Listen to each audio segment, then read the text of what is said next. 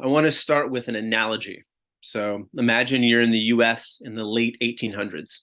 There exists a thing called the Confederate States of America, a state whose primary structures are to hold up, preserve, spread, and profit from the oppression of a group of people. In this case, that of the chattel slavery of enslaved Black folks. And slavery and the Confederacy's racism were not ancillary to the state's general structure and perspective, but they were essential. In the various declarations of secession or independence that the states that comprised the Confederacy had, the question of the preservation of and the maintenance of slavery were central. So in this case, of course, the people who are not opposed to slavery certainly advocated for the existence of the Confederacy, defend it, support it, etc. Like racists are going to be racist and do racist things. However, imagine in this situation that there were individuals who were opposed to slavery. Can you imagine how nonsense it would be if at the same time they opposed slavery, they asserted that the Confederacy has a right to exist, perhaps even advocated for the right of Jefferson Davis to defend himself? And so think about this analogy and compare it to some of the statements of Bernie Sanders of late. What would the Bernie Sanders of then do? Would he give up? Would he get up and give speeches about the mistreatment of the enslaved people, but attribute it to the corrupt Jefferson Davis government, and then assert for the right of the Confederacy to exist? And so this nonsense needs to be abolished. And I think we need to think about this in the same way that we think about the question of Israel. And yet, a week ago, the US House of Representatives passed House Resolution 888. This symbolic resolution reaffirmed Israel's right to exist and recognized that denying Israel's right to exist is, quote unquote, a form of anti-Semitism, as well as the bill condemned the Hamas-led attack on Israel. It passed by a vote of 412-1. Squad-affiliated representatives, Jamal Bowman, Ilhan Omar, Alexandra Ocasio-Cortez, Summer Lee, and Delia Ramirez all voted for it. Rashida Tlaib abstained. Hold on a second. Hey, you got to get out of there, bud. Cori Bush was not present. The bill is what, especially since October 7th, has been a ritualistic, repetitive, repulsive creed of at least 4 different bills that have passed one of the bodies of Congress since that time. This bill is what, especially since October 7th, has been a ritualistic, repetitive, repulsive creed of at least 4 similar bills that have passed through one of the bodies of Congress since that time. That is a roughly a new affirmation of Israel or condemnation of Hamas every 2 weeks, which is truly a shocking number for a legislative body that has been characterized by its incredible ability to not get anything else done. But such are the sociopathic priorities of the US ruling class. And so the need to continually assert support and the right to exist expresses this insecurity of someone who has to constantly proclaim they're not an asshole. And in those situations where you have these people who are always saying, I'm not an asshole, I'm not an asshole, most of the time that individual is very clearly an asshole. And what drives this compulsion to reaffirm is the fact that Israel's genocidal campaign of total war declared on the extermination camp that is Gaza very much shows the racist nature of its settler colonial project to the world. People see that. And Biden's complete support for what is probably the most egregious criminal murder campaign on civilians that's been carried out in our lifetimes is on full display. And so with millions in the street, with even the most basic demands of ceasefire polling not just among a majority of Americans, but a majority of Republicans are polling in favor of it, the US state has to shore up and assert ad nauseum its support for not just Israel, but for its genocidal project. And at its core, this assertion is just that Israel has a right to exist. And the second assertion that it always makes is that whoever challenges this is anti-Semitic. And of course, the corollary to all that is, of course, that the US then has a duty to back Israel to the hilt and fund their military to whatever amount they see fit. And as the vote for resolutions like HR 888 show, this is rarely challenged on the level of party politics.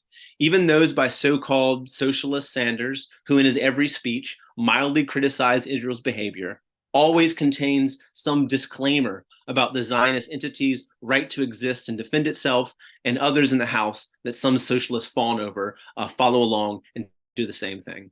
And this central assertion needs to be challenged clearly and confidently by the left as we work broadly to stop the immediate violence of the Israeli state. The state of Israel does not have some special right to exist, and it should not exist.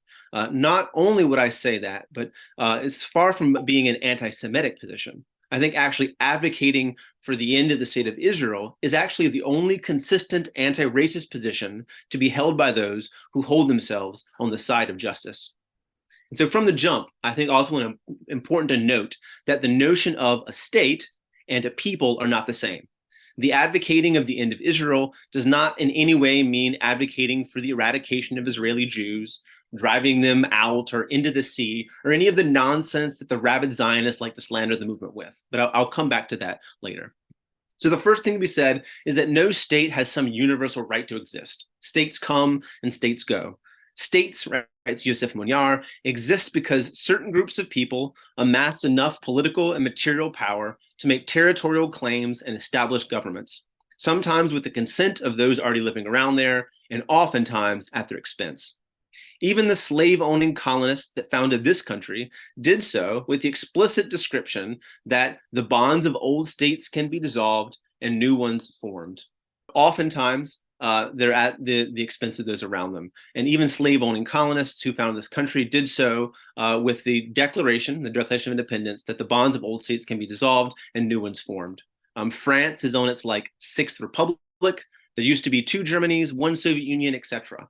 And even under the notions of international law and diplomacy, there is no abstract right under international law for the existence of a state, nor any serious theory of international relations that advocates such, according to international relations scholar Scott Burhill. And so while all states lack the abstract right to exist, the need for Israel specifically to be done away with in order for there to be peace and justice, for that to flourish in Palestine, is because its entire mission, practice, and apparatus of the Israeli state is premised on this racist dimension. The Israeli state is unreformable in any real way. And I'm going to talk a little bit about its origin and then its current practice, and then talk about some of the solutions. So origin, the state of Israel, of course, was born as a project of settler colonialism, of the replacement of indigenous Palestinian people with a Jewish-only ethno-state. And so in the early 20th century, Palestine was a part of the Ottoman Empire. The fall of the Ottomans in World War I meant that the European imperialist powers carved up the Middle East with the Sykes-Picot Agreement into a mandate, Palestine, that Britain treated essentially like a colony. Britain, through the 1917 Balfour Declaration, which consisted of just over 60 words, agreed to the establishment of a quote-unquote Jewish national home in Palestine. This agreement was crafted between Lord Balfour, the British Foreign Secretary, who, unsurprisingly perhaps, was a notorious racist and anti-Semite who wanted to restrict Jewish immigration into Britain, and the Zionist organization of Theodor Herzl. The Balfour Declaration referred to all Palestinians as, quote, existing non-Jewish communities. That's how they conceived of the people in the region. And it's important to note in talking about the Zionist organization and their kind of influence or whatever, that as my comrade Sherry Wolf often notes, there were probably more Jews in the South Brooklyn branch of the Socialist Party at the time period than in the World Zionist Organization at the time. So Zionism, of course, is a modern political ideology, not some central tenet of the Jewish faith by any means. But Zionism meant the colonists constructed a plan to conquer the land for the establishment of their quote-unquote Jewish national home. In 1947, Britain handed over Palestine to the UN. The UN recommended partitioning Palestine, giving 56% of the land to the Jews who lived there, who made up just 1/3 of the population and previously owned only 7% of the land, and the other 42% of the land to Palestinians who made up 2/3 of the population and who previously owned 90% of the land. So despite this, in 1948, the Zionist militias carried out a wave of ethnic cleansing and massacred Palestinians, driving 750,000 Palestinians, nearly 80% of the population, off their land and made refugees in neighboring states. 2 weeks into the organized plan of execution and expulsion, Israel, quote, declared independence as a state. So Israel's mission as a colonizing project was explicit. Plan Dalet, the plan that was carried out during the Nakba, this period of ethnic cleansing and massacres, was something that was planned beforehand. And Vladimir Jabotinsky, the more fascist inclined of the Zionists, wrote in 1923 that Zionism is a colonizing adventure, and therefore it stands or falls by the question of armed force. It's important to build, it's important to speak Hebrew, but unfortunately, it's even more important to be able to shoot, or else I am through with playing at colonization. So they were very clear what their goal was, and they carried that out despite all the machinations that was going on through international law. So Israel's existence as a state is actually one that has flaunted international law and so-called rights from its origin. The first attempt by the UN to mediate peace, as the Nakba was still unfurling, was the appointment of a Swedish diplomat to find a solution. And he was assassinated by Zionist terrorists at the Stern Gang one day after he presented his peace plan. And so Israel's racist character, from the crimes of its origin, of its Declaration of Independence, which is the Nakba for the Palestinian people, is encoded in its laws. The 1950 Law of Return and Absentee Property Law extended Jewish citizenship and the right to property, stolen, of course, from Palestinians, to any Jewish person in the world. In 2018, the so-called nation-state basic law was established that officially declared that the, quote, national self-determination of Israel could only be expressed by Jewish people. So it is explicitly a racist constitution, if you will. And even liberal human rights organizations like Amnesty International, Human Rights Watch, and Israeli NGO B'Tselem called the legal apparatus of the Israeli state that of apartheid, two different laws for different groups of people, i.e. racism. So the racism is essential for Israel. So groups like the Anti-Defamation League, which operate in the US, that are staunchly pro-Israel, that go to great lengths to police criticism of Israel and to propagate the myth that anti-Zionism is synonymous with anti-Semitism, officially claim that it's not anti-Semitic to criticize Israel. So that's what they say. Unless, of course, quote, the Jewish and democratic nature of the state is questioned. But I think we should pick that apart, because these things exist in the context of the fact that Palestinians exist. You actually can't imagine something that would be democratic, in which you have one group of people who do not have citizenship, have second-class citizenship, who are living under occupation, and who are right now facing ongoing genocide. So the very central core of what they want to defend is actually its most undemocratic, racist element. The red line that they don't want to be crossed is the line that would eliminate the racist character of the Israeli state. So it's a very central thing for them, which is why when we talk about the racism of the state and how it has to be gotten away with, that it's something that they see as important for them too. They want to preserve that thing that is most racist. They want to preserve that thing that is most undemocratic. And so how does it get to the current practice? The racist practice of the ongoing Nakba, which of course began really in 1948, but has continued since then. The logic of settler colonialism is that engine that drives the continual rightward drift of Israeli politics and ongoing ethnic cleansing, expulsion, and the genocide that it commits. So from the current decimation of Gaza to the increasing land confiscations and pogroms committed by armed settler organizations in the West Bank that's happening now, to the demolition of Palestinian communities in the South Hebron Hills, 15 entire Palestinian communities were driven out by settlers since October 7th. The same thing happening in the Nakab, called in Israel the Negev, homes in East Jerusalem, the continual withering away of rights of Palestinian citizens of Israel, the mass arrests of Palestinians that happen under military courts as opposed to civil courts, given administrative detention, essentially held hostage without trial, without charge. The Israeli state continues to progress along its goal of the securing of a Jewish-only ethno-state. And that means the subjugation of Palestinians and severe repression, violence, and murder if any Palestinian resists. And so this settler colonial nature of the state and its project of Zionism is essential to grasp in order to understand that the current situation facing Palestinians, on up to the genocide being committed in Gaza, is not the result of the current Netanyahu government. That is, of course, it is the most right-wing government in its history. It contains admitted and proud fascists like Bezalel Smotrich, who said, quote, not misquoted, I'm a fascist homophobe. This is what he says. And Itamar Ben-Gvir, who is arming these settler organizations, who is a staunch advocate of the Israeli Kach terrorist party. And those are in their ministries, but still, even with that, the current right-wing government is the extension and progression of the racist nature of the state. And so this is what we talk about. So what does it mean to get rid of the Israeli state? And I think in talking about this thing, first, two things need to always be brought up. First is there's a way that is brought up to oppose us, in which I've been talking to people since the recent violence that began to rain down on Gaza on October 7th. And you talk about the genocide and people immediately say, well, hey, but don't the people want to end Israel, and hey, don't they want to drive Jewish people into the sea, or all that nonsense? I think the first thing that you want to say to that is that most times that is a distraction from the fact that genocide is happening right now.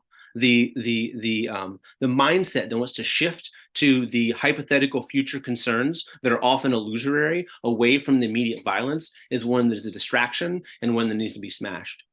Second, I think that the clear thing to this is to say no, to talk about how in order to replace this apartheid racist state of Israel, the thing that needs to be smashed and replaced with is something akin to one secular democratic state with equal rights for all.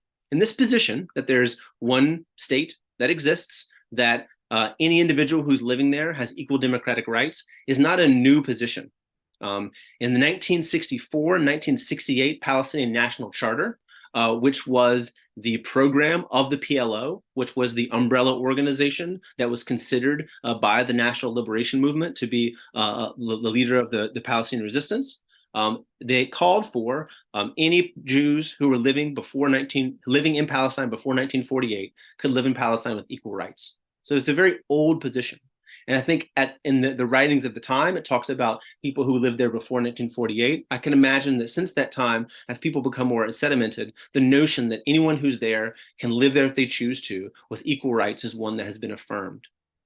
And later, they shifted towards the advocacy of two states, which we'll come back to again. But basically, the entire position of the Palestinian Liberation Movement for basically all of its existence has never called for an expulsion of Israeli Jews en masse.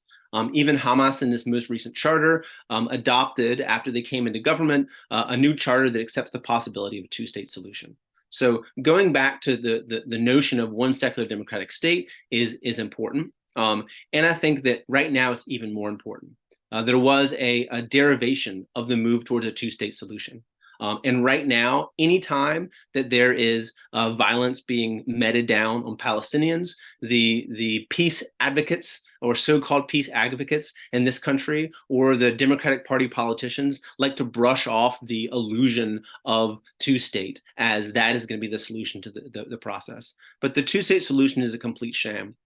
It has always been one, and people think that it's a more reasonable position. But if you look at how the current construction of the apartheid state is arranged, if you look at the complete surrounding of Gaza, if you look at the fact that the West Bank, the area that is nominally under some form of administrative authority of the Palestinians, even though that is completely mediated by the Israeli state, up to their ability to raid with the IDF and with settler organizations at any time, 60% of that land is Area C, which Israel still maintains entirely. Area C is cut up with different roads that are Jewish-only roads, settler outposts with military posts. It is broken up in such a way that the idea that one would be able to sort of pull the things apart in any real way is complete nonsense. Instead, the only reasonable position is to begin to think about how one state is the thing that needs to occur, especially because right now there is one state, and that one state from the so-called river to the sea is Israel, that is occupying, repressing, murdering, and holding down Palestinians' ambitions for their own national self-determination. And so the idea that there could be some two-state solution is one that is built on fantasy. And the question now is which one state we're going to have. Is it going to be a racist one state in which the final project of complete subjugation and murder and genocide of the Palestinians creates this Jewish-only ethno-state that is the explicit program of Zionism?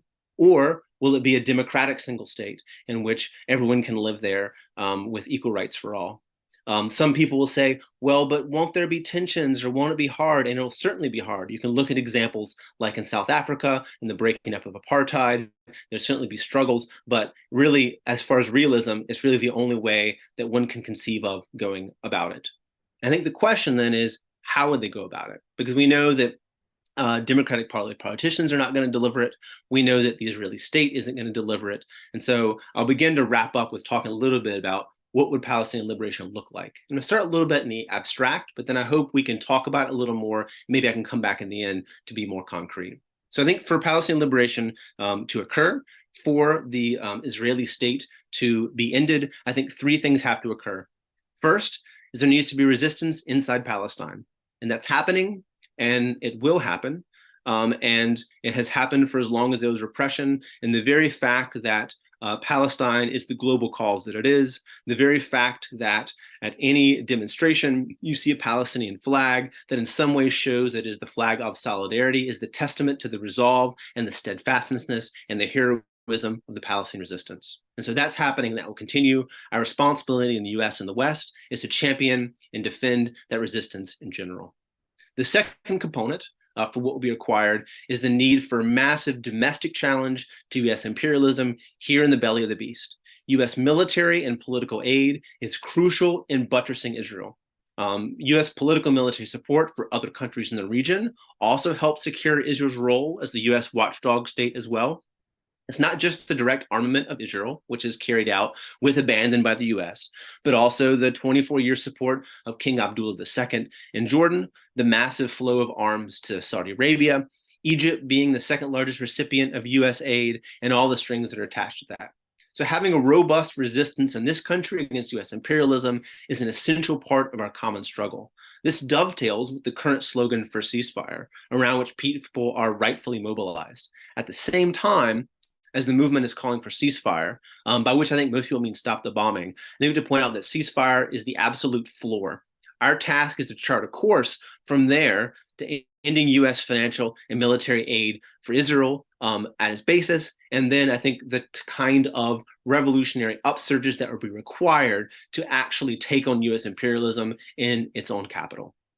And the last piece of the Palestinian liberation puzzle involves the role of the Arab working class around the region. And so glimpses of the elemental power of that force could be seen in Egypt in 2011, when there was this brief period of time in which Mubarak was dethroned. When that happened, revolutionaries ran the Israeli ambassador out of the country. They ransacked and literally tore apart the Israeli embassy. That kind of uprising is what it will take to alter the balance of power. The Rafah border crossing from Egypt to Gaza was briefly opened by the Egyptian Revolution. That happening under the context of social struggle is a completely different situation than the one now, in which al-Sisi is assisting Israel as another jailer of Gaza, and takes them a week to have the barest trickle of aid go in. I think we saw glimmers of that. We have seen around the Arab world, particularly, hundreds of thousands, maybe millions of people who go to the streets. We see them clearly identify that their own rulers are complicit with the genocide, that their rulers give only lip service to defending and protecting the Palestinian people. And we saw in the earlier days revolutionaries in Egypt who returned to Tahrir Square, where they had not been in 10 years. It was brief. I think there's still much to be said, but the notion that along with resistance in Palestine, along with us trying to oppose the US government's adherence to imperialism, they also require regional revolts and rebellions to change the balance in power, to open the borders, and to upset the various regimes in the region who maintain and help collaborate with the Israeli state.